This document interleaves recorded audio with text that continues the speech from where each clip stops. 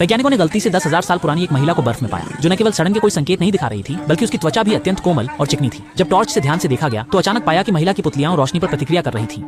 वैज्ञानिक भी तुरंत तनाव में आ गए, क्योंकि यह सामान्य व्यक्ति की प्रतिक्रिया होती है। इसलिए उन्होंने जल्दी से फिर से आंखों पर रोशनी डाली। उम्मीद के मुताबिक महिला की पुतलियां फिर से सिकुड़ गईं। वैज्ञानिक ने यह देखकर तुरंत अपने सहयोगियों को बताया। वे जल्दी से मस्तिष्क तरंग उपकरण लाए और महिला को उपकरण से जोड़ने के बाद परिणाम ने सभी को चौंका दिया। यह 10,000 साल पहले की महिला वास्तव में अभी भी जीवित थी। इसलिए उन्होंने तुरंत इलेक्ट्रिक हीटर लगा दिया। इस विशाल पुराने बर्फ के टुकड़े को तेजी से पिघलाने की तैयारी की। जैसे जैसे कमरे का तापमान बढ़ता गया, ऊपर की पहाड़ी का झरना भी एक एक बूंद गिरने लगा। लेकिन वैज्ञानिकों को लगा कि पिघलने की गति बहुत धीमी है, इसलिए उन्होंने बगल में एक और ग्रिल लगा दी और तापमान को सीधे 100 डिग्री पर सेट कर दिया। कुछ घंटों के बाद बर्फ में जमी हुई महिला आखिरकार मुक्त हो गई और उसकी सुंदर काया भी सामने आ गई। सभी ने महिला को ऑपरेशन टेबल पर ले जाया, फिर उसके पहने हुए फर को काटा ताकि उसकी पूरी जांच की जा सके। हालांकि हैरानी की बात यह थी कि महिला के शरीर पर ठंड से कोई नुकसान नहीं हुआ था। जब वे उसे ऑक्सीजन दे रहे थे, उसकी शरीर का तापमान धीरे धीरे सामान्य हो रहा था और उसका रक्तचाप और नाड़ी भी धीरे धीरे सामान्य हो रहे थे।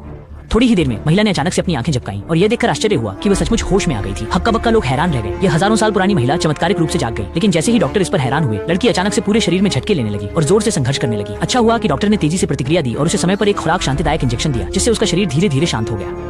इसके तुरंत बाद डॉक्टर ने तुरंत उसका खून लेकर परीक्षण किया, लेकिन परिणाम ने उसे चौंका दिया। यह पाया कि लड़की के खून में परिवर्तन हो रहा है और यह परिवर्तन संभवतः किसी वायरस के कारण है। और डॉक्टर ने नमूने के आधार पर अनुमान लगाया कि लड़की संभवतः 4 करोड़ साल से जीवित है और वह हिमयू के अंतरिक्ष मानवों में से एक है। हालांकि जैसे ही दोनों ने बात खत्म की, एक टीम का सदस्य अचानक प्रयोगशाला में बेहोश हो गया और उसका बुखार 40 डिग्री तक पहुंच गया।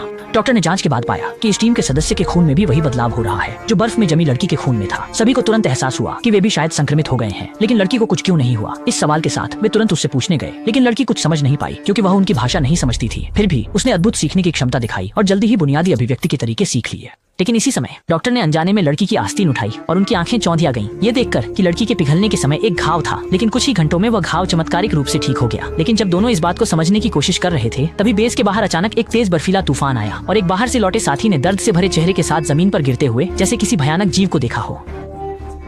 पास में खड़ी महिला श्याओमेई ने कुछ महसूस किया। इस समय देखते ही देखते साथी की धड़कन कमजोर होती जा रही थी। चुईहुआ ने जल्दी से डिफिब्रिलेटर लेकर साथी को बचाने की कोशिश की और इसी समय बर्फ में जमी लड़की श्याओमेई आगे बढ़ी। सभी ने देखा और तुरंत छुईहुआ को रोक लिया, जबकि दाशान ने जोर से श्याओमेई को देखने के लिए कहा कि उसके पास क्या उपाय है। श्याओमेई ने धीरे से अपना हाथ साथी के सीने पर रखा और फिर उसका चेहरा विकृत होने लगा। इसके तुरंत बाद साथी ने सांस लेना शुरू कर दिया और पैर की ठंड से हुई चोट भी तेजी से ठीक हो गई। इस क्रिया ने छुईहुआ को आश्चर्यचकित कर दिया। साथी को सामान्य होते देख छुईहुआ ने अविश्वास भरी नजरों से श्याओमेई की ओर देखा। जैसे ही साथी एक के बाद एक गिरने लगे, दाशान को मजबूरन शाओमी से सबका इलाज करने के लिए कहना पड़ा। लेकिन दयालु शाओमी ने उन्हें एक एक करके बचा लिया। लेकिन किसी को यह नहीं पता था कि शाओमी की हर बचाव की कोशिश उसके शरीर के अंदर से बड़ी मात्रा में सफेद रक्त कोशिकाओं को खर्च कर रही थी। जल्द ही एक साथी का इलाज करने के बाद शाओमी पूरी तरह से गिर गई। उसे देखते हुए उन्हें बचा नहीं सके, इसलिए उन्होंने शाओमी को तिजोरी में रख दिया ताकि उसे देश के सबसे अच्छे अस्पताल में भेजा जा सके, क्योंकि वे अभी अंटार्कटिका में हैं, जहां बेहतर चिकित्सा उपकरण नहीं है। हालांकि जब शाओमी को अस्पताल पहुंचाया गया तो विशेषज्ञों ने भी कहा कि सफेद रक्त कोशिकाओं की भारी कमी के कारण अब कुछ नहीं किया जा सकता।